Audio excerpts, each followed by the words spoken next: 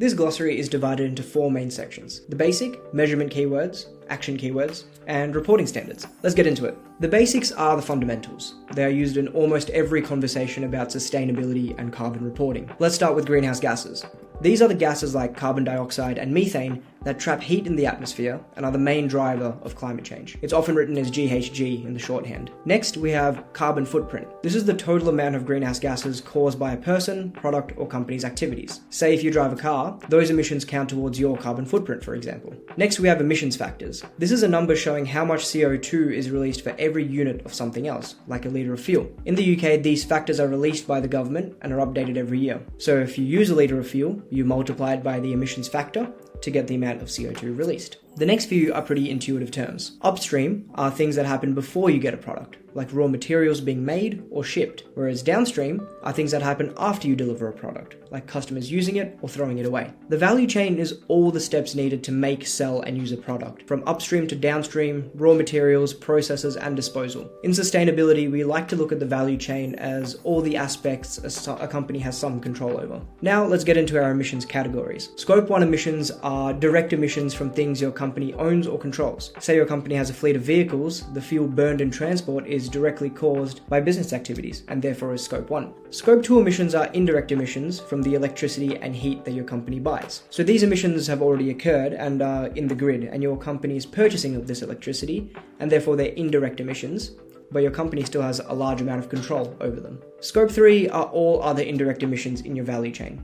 Suppliers, business travel, waste, and customer use, for example. All in all, there are 15 Scope 3 categories, and these often form the vast majority of the emissions for a company. We'll go through these in detail in another Carbon College video. Net zero is a term we've all heard. It essentially means the process of reducing your greenhouse gas emissions as much as possible and offsetting the rest to get to zero overall. A net zero target is the year by which you want to achieve that zero mark, usually 2050 at the latest. Carbon neutrality is another term floating around, making or resulting in no net release of carbon dioxide into the atmosphere, mainly through offsetting. The difference between carbon neutrality and net zero is that net zero focuses on all greenhouse gases, whereas carbon neutrality just looks at carbon dioxide. Another difference is that net zero aims at reducing usage before offsetting, whereas carbon neutrality uses offsetting as a main mechanism. Therefore, net zero is the gold standard. Climate positivity is going beyond net zero by removing more CO2 than you produce. This could be through forestry or planting trees or carbon capture,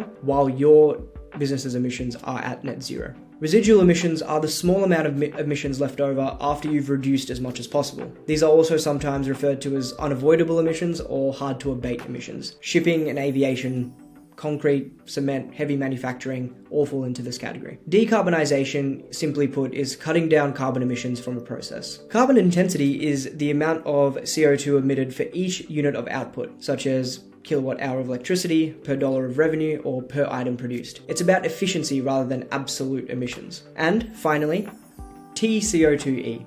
You'll see this a lot. It is short for tons of carbon equivalent.